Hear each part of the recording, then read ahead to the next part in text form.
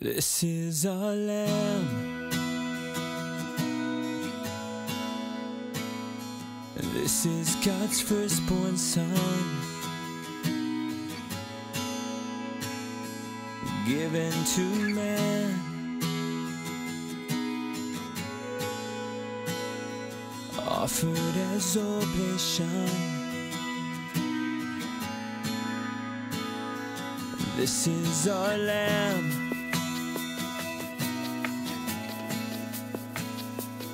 This is salvation's sign.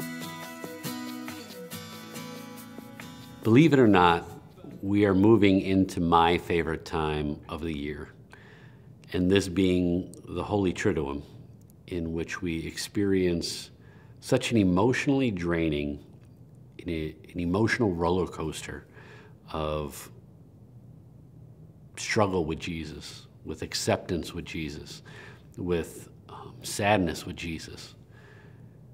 But we also have a bond with Jesus. We have journeyed our entire Lent to get to a point where we could appreciate what he felt, could identify with those who were with him, and to draw a relationship into our own life to know that we are closer to him than we ever realized, whether it be in Mass or whether it be out in the real world. And that is the beauty of the Triduum. It is an amazing time where we start with Holy Thursday, where Jesus reclines with his apostles and is nothing more than the person, the rabbi, the leader, the teacher that they know that he is, continually telling them what will happen, sharing the Eucharist with them, sharing his body and his blood, sharing one more meal to say that I know who you'll be, Judas. I know who you are, Peter. And in those same manners, he says the same things to us. I know who you are. Be who I've called you to be. And in the emotion of the Holy Thursday night, when he prays in the garden, we learn of his humanness. We learn of his inadequacy in a moment of fear to say, Father, if it is your will that this cup should pass from me, then let it be done. Otherwise, I will accept it. And I'm not so sure that we're always so willing to take on that challenge, but he was for us.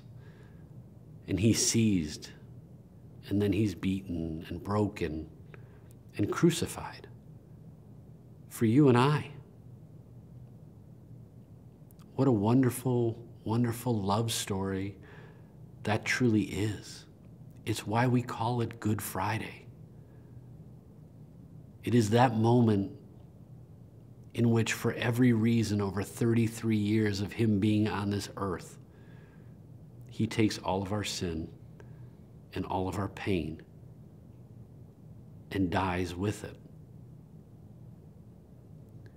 And then we move into this waiting period of Saturday, Holy Saturday. And I think the disciples almost had to ask themselves, how ready were we really to believe everything that he told us? How ready were we to accept that maybe this wasn't the truth?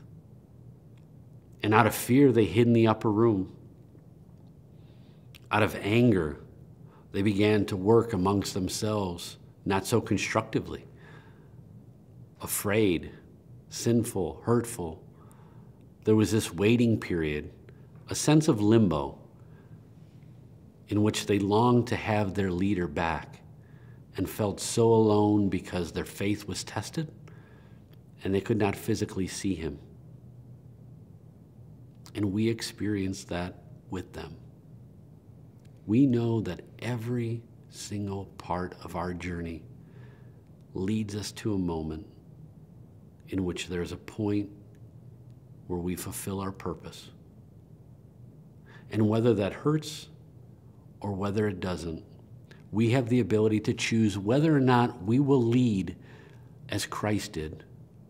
Because even when he hangs on that cross on Good Friday, he still continues to be the minister and the leader that people know him to be. John, this is your mother. Mary, this is your disciple. He forgives the good thief. He offers reconciliation for that first time. He says, I have been abandoned. My God, why have you abandoned me?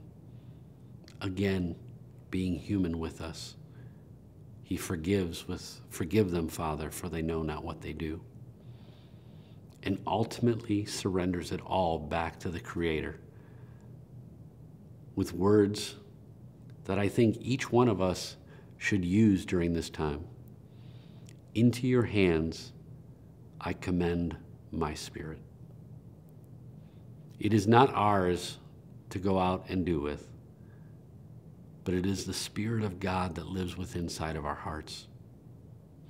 I wear this bracelet, which is a survival bracelet.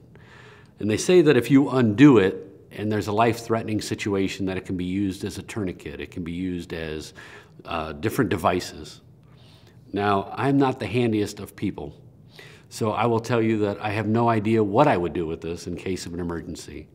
So it is no good to me other than to be a bracelet that represents strength. But prayer is the same way, that if we have it in our lives, but we don't know how to use it to meet God when we need him most, to find meaning in hurt, to find the cross being our redemption in crisis, then it is no good to us.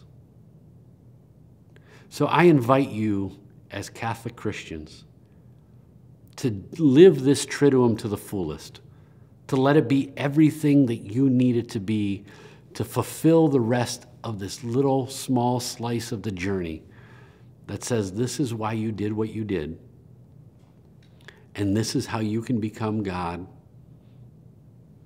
for others, and this is how you can be one with him, so that his blood will flow through your veins, his bones will become your strength, and his flesh will envelop you in grace in a way that you never have experienced before. So that when he rises, the redemption that you feel is one of complete fulfillment. Finding the beauty of Holy Thursday, Good Friday, and Holy Saturday means knowing full well that the road may not be easy, but the price we pay is worth it.